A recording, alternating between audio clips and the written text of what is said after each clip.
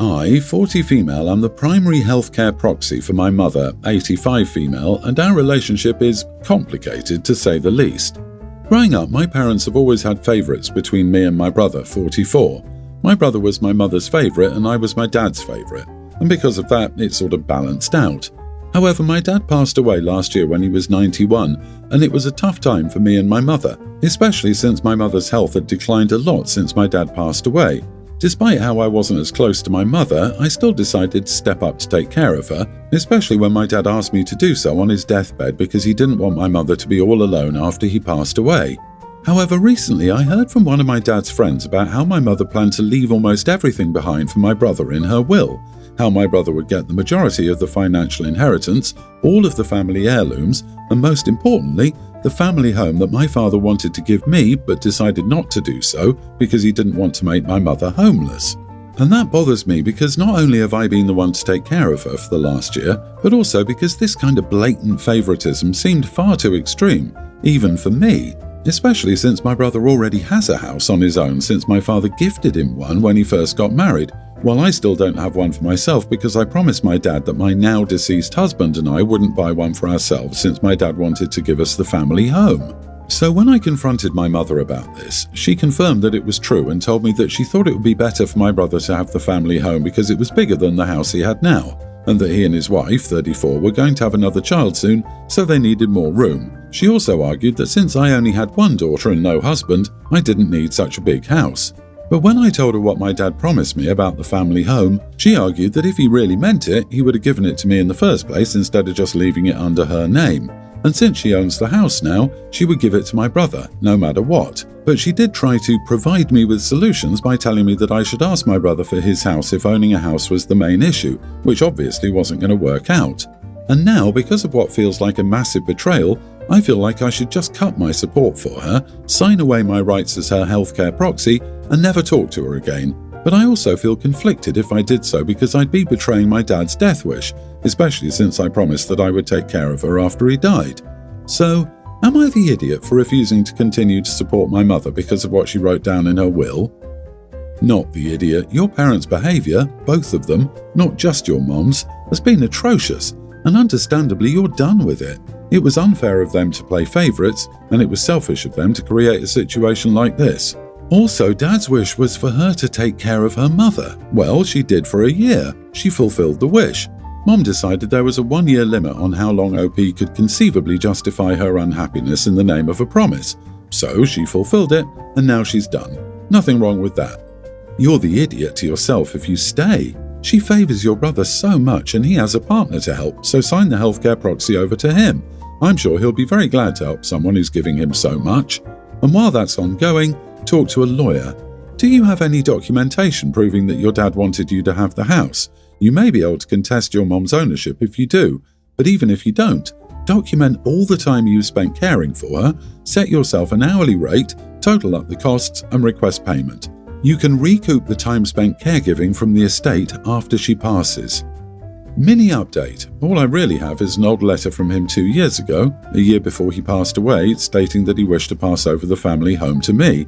However, it's only a letter and it's not exactly legally binding, so I don't know how valid it would be, but I definitely will consult with the lawyer about it, especially since my father wanted me to keep it so that my daughter and I could have a piece of his family heritage for the both of us. And as far as my brother goes, my mother knows that he can't take care of her as well as I can now, even if he does have some responsibility toward our mother.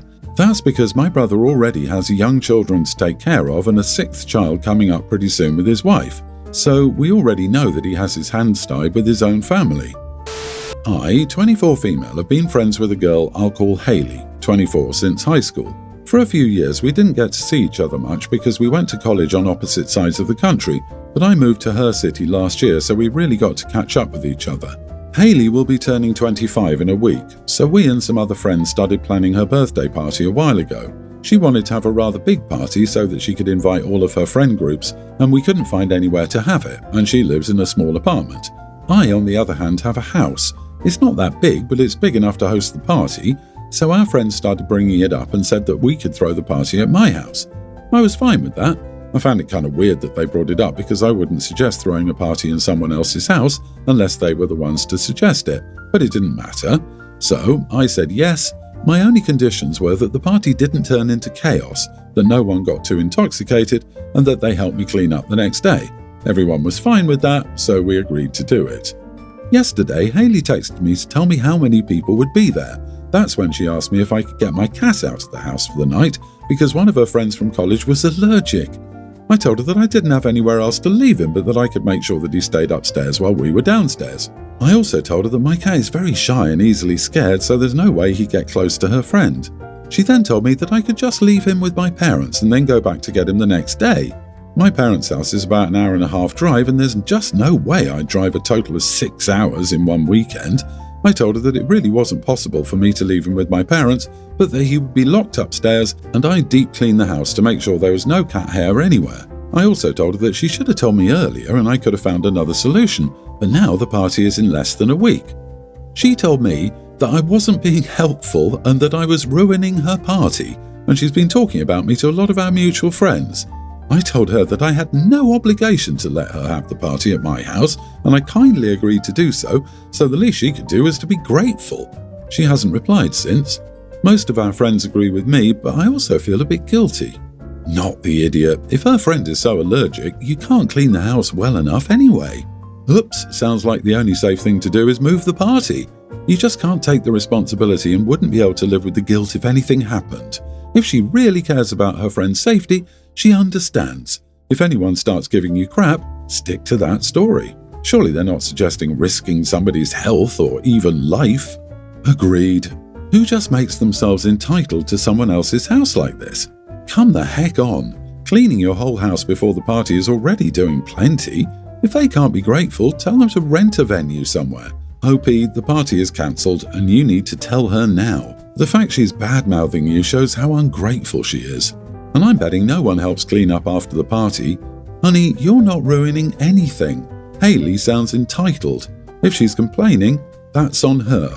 You're not a bad friend. You're just not a doormat. Enjoy chilling with your cat while they deal with their drama. The birthday girl is asking too much. My dad moved his girlfriend and her son, a kindergartner, in with us in October. I, teen, guess my dad's girlfriend had hyped her son up to have a brother, and he's been clingy with me since they moved in. When I'm home, he's following me around and wanting me to play with him. He tries to get inside my room whether I'm there or not. Sometimes I'll get home from a friend's house and he's bouncing on my bed, and then he'll try to jump on me. He'll ask for piggyback rides whether we're home or if we're out on family trips with my dad and his mom. His mom complains when I say no, and then Dad will tell me I could carry him around for a little while and ask why I can't give the kid what he wants. I hate it, but it's worse at night. The kid sleepwalks some nights, but other nights he wakes up and just can't fall back asleep. Before, when he'd wake up, he'd come into my room and I'd send him away. It made his mom angry because he'd go back to his room for ages and then go to her, and by then it would be almost time to get up. She told me I was supposed to do better for my little brother, and I asked what little brother I was and that I was an only child. She said I knew who she was talking about and whether I was happy about it or not, and clearly I'm not. I am no longer an only child. I told her just because she thinks that doesn't mean I do. She told me he's my brother, and I told her if she and Dad broke up I'd never have to see her kid again. My dad and she broke up for about a week after I said that, but they stayed while she looked for a place, and then she took Dad back and she didn't move out with her son. The night stuff got so annoying that I started locking my door. It even saved me from him sleepwalking into my room. He didn't tell his mom at first, but the other night he was crying so hard and she asked why he was upset.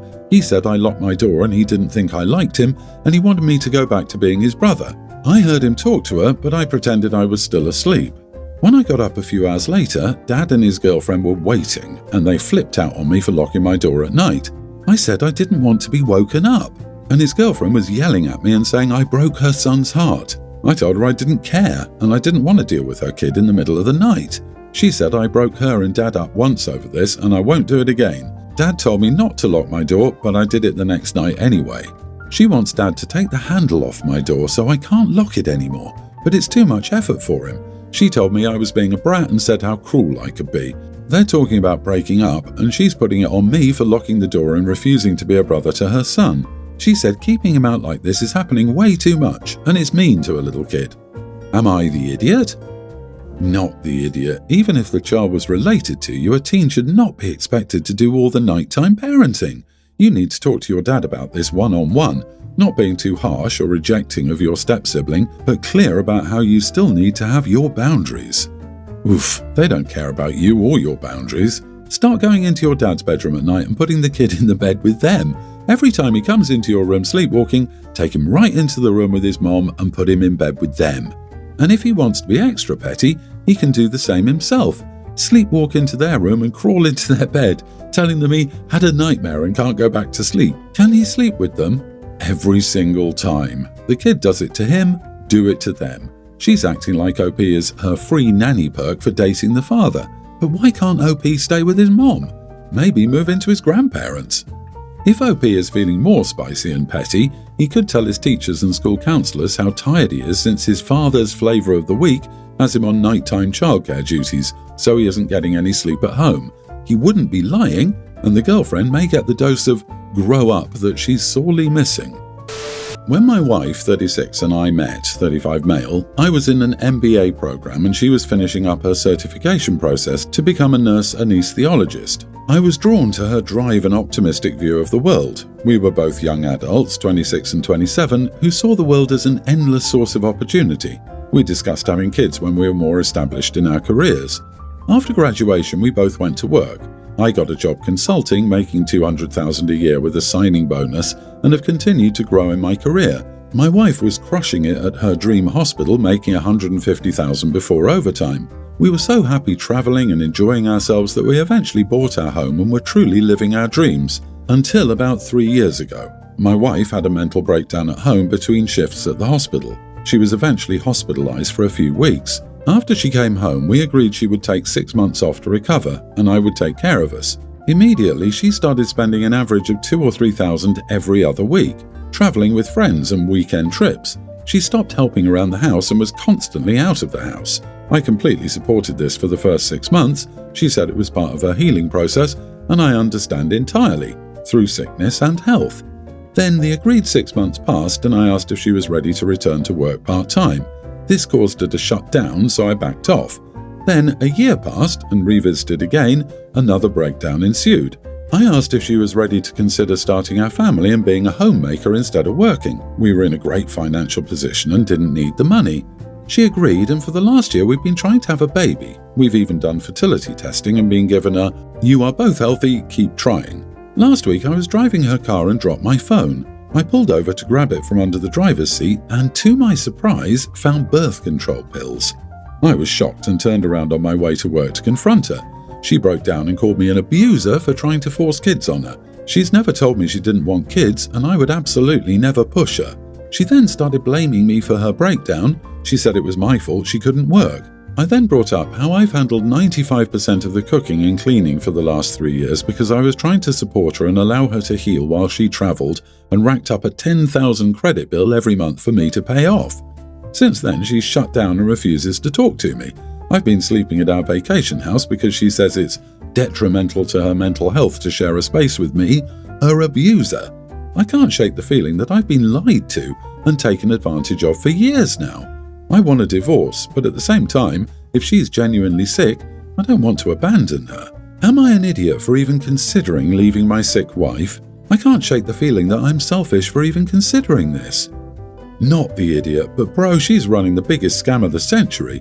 First it's, I need to heal, then it's, I can't work, then it's agreeing to have a baby while secretly taking birth control.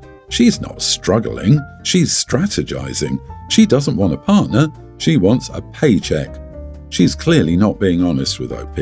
It's one thing to struggle, but hiding birth control while pretending to want kids is manipulative. I don't know why OP put up with it for so long. I'm also truly repulsed by people who are willing to call someone an abuser for absolutely no reason. She was just trying to pin her lies and inabilities on OP, just to escape the possibility of going back to work or losing her ATM.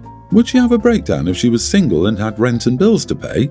Also, having a breakdown just because someone asked you to consider going back to work doesn't seem normal. No matter what, time for drastic but necessary decisions. You are the idiot. Spending money and traveling with her friends were part of the healing process, and you believed that? Is she attending therapy? Things and shopping sprees don't heal your mental health. What is she actually doing to work on her depression? And you're asking her to start a family? Insane work, dude. Children are not band-aids for messed up marriages. Move on and have some dignity.